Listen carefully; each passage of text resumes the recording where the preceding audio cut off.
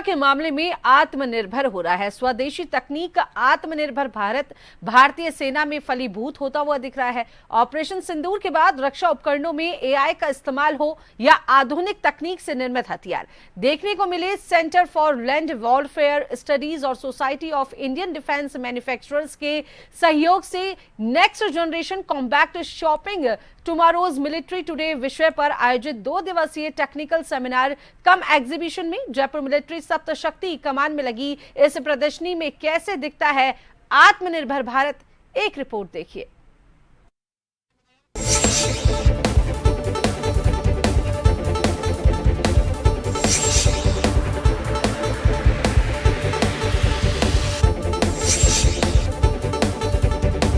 South west command के commander lieutenant general Manjinder Singh का कहना है कि राजस्थान में देश का तीसरा डिफेंस कॉरिडोर बन सकता है।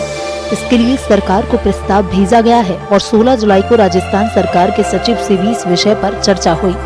Singh south west Saptashakti command की ओर से जयपुर मिलिट्री स्टेशन पर Centre for Land Warfare Studies और Society of Indian Defence Manufacturers के सहयोग से next generation combat shaping tomorrow's military today विषय पर आयोजित 2 दिवसीय टेक्निकल सेमिनार कम एग्जीबिशन के बाद मीडिया से मुखातिब हो रहे थे। उन्होंने कहा कि राजस्थान प्रमुख बॉर्डर स्टेट है जिसका सबसे ज्यादा इलाका पाकिस्तान से रखता है। देश में 2 ही डिफेंस कॉरिडोर हैं जहां सेना के उपकरणों का निर्माण और मरम्मत होती है। ऐसे में खराब उपकरणों को ठीक कराने के लिए दूर जाना पड़ता है। इसके बनने से राजस्थान और सेना दोनों को लाभ होगा। देखिए कि पहले तो देश के अंदर 2 ही डिफेंस कॉरिडोर हैं, एक यूपी के अंदर है और एक तमिलनाडु के अंदर है। लेकिन राजस्थान एक बॉर्डर स्टेट है। सबसे ज़्यादा बॉर्डर पाकिस्तान के साथ हमारा राजस्थान बॉर्डर स्टेट में आता है। इसी कारण बहुत से मिलिट्री एस्टेब्लिशमेंट राजस्थान में हैं, जिसमें आर्मी यूनिट्स भी हैं, एयरफोर्स के भी, एयर बेसिस भी हैं। लेकिन जितनी इक्विपमेंट हम यूज़ कर रहे हैं मिलिट्री के अंदर राजस्थान के अंदर, और रिपेयर करने के लिए उनको पीछे इन्हीं कॉरिडोर में जाना पड़ता है, बहुत दूर जाना पड़ता है। तो हमारी इक्विपमेंट बहुत देर में वापस आती है रिपेयर होके। अगर राजस्थान के अंदर एक मिलिट्री डिफेंस कॉरिडोर बन जाए, डिफेंस कॉरिडोर आ जाए, तो ये सारी की सारी रिपेयर फैसिलिटी यहाँ पे आ जाएगी। तो राजस्थान की इंडस्ट्री को भी फायदा होगा और मिलिट्री को भी फायदा होगा। तो ये प्रपोजल हमने राजस्थान सरकार को दिया हुआ है। साउथ वेस्ट कमांड के कमांडर मनजिंदर सिंह ने कहा कि राजस्थान की सीमाएं पूरी तरह से सेफ हैं। ऑपरेशन सिंदूर के बाद सेना की रणनीति में बदलाव आया है। रूस यूक्रेन युद्ध हो या इजराइल ईरान का वार, दुनिया भर में बदल रही युद्ध की तकनीकों पर जयपुर मिलिट्री स्टेशन पर आयोजित तकनीकी सेमिनार में देश ही नहीं दुनिया भर के रक्षा विशेषज्ञ ऑनलाइन जुड़कर गहन मंथन में जुटे हैं।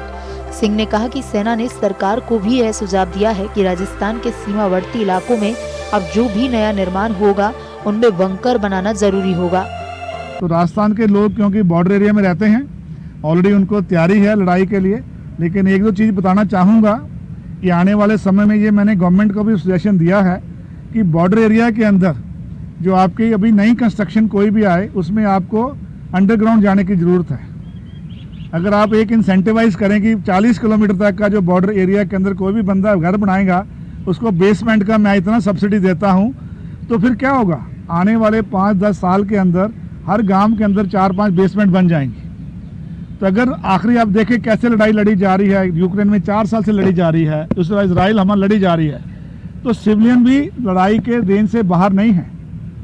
तो अगर ऐसे हमारे को पॉलिसी बनानी पड़ेगी और स्ट्रेंथ देने के लिए, ताकि हमारी सिविलियन पॉपुलेशन भी लड़ाई के दौरान सुरक्षित रह सके। इस मौके पर विख्यात नागरिक एजेंसी के साथ MOU पर भी हस्ताक्षर किए गए। सेमिनार में 500 से ज्यादा आर्मी ऑफिसर्स, गणमान्य नागरिक और अनुभवी पूर्व सैनिक उपस्थित रहे। सुदर्शन सिंह शेखावत, जन टीवी जयपुर।